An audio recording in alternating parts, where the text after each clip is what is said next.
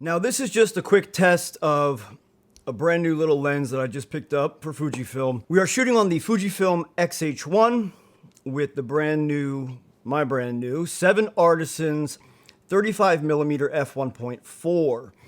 We are shooting in the Eterna profile. It's pretty much what I have this camera almost always set on, especially for talking head. We're in a dark room. I have one key light about an arm's length away, set to a minimum. Dynamic range is at 200. We're at 5600 Kelvin. And ISO is set to 400. We're in 4K, 24 frames a second. And I love these little lenses. I love tiny little manual focus lenses. And I think they're perfect for content creation. It takes very little for me to reach out. I mean, it's about 2 arms length away from me right now on the X-H1. But I love picking up all these cheap little, tiny little lenses and just seeing how they render the image a little differently. This is the Brighton Star, 25mm, what is it, 1.6, 1.8. Brighton Star, 25mm, 1.8. And again, we've got the 7Artisans 35mm 1.4 on here now. But I love these little lenses on something like my Sigma FP.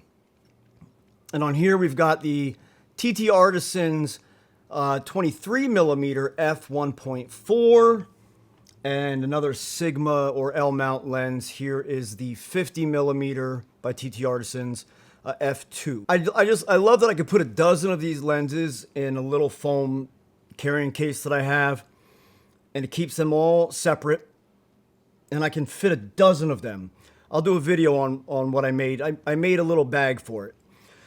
But it goes in my hard shell bag for my Sigma run and gun kit that I use.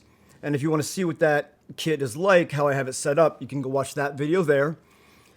And I have a little foam insert that I made just with hard density foam that I got off Amazon with some foam glue.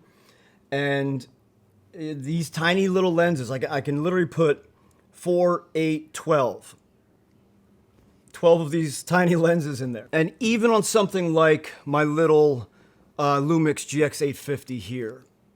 I mean, I currently have a Panasonic 12-32 pancake zoom, but there's so many great little manual focus lenses that you can pick up for dirt cheap for Micro Four Thirds. And obviously then that makes carrying this little GX850 even more fun and still pocketable and usable. I think this one was $80. $80, you know, the Brighton Star was $75. I think actually this TT Artisans 23mm was one of the more expensive ones, and that was like $120. I think I got that one on eBay.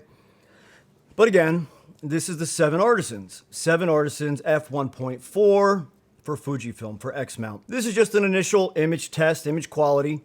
I am shooting an Eterna profile, I know.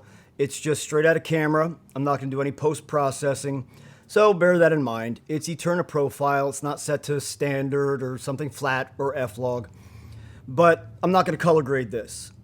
So this is the image. And I'm also using the Atomos Shinobi 2 monitor. And one of the things that I love the most about the Atomos Shinobi 2 is the focus peaking.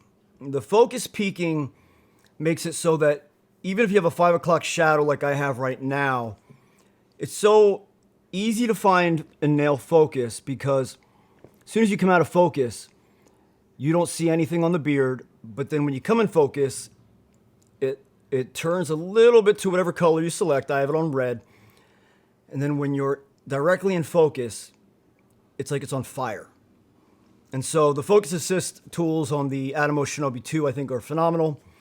And I love these monitors for many other reasons, being touchscreen and so forth. But then again, this isn't about the monitors.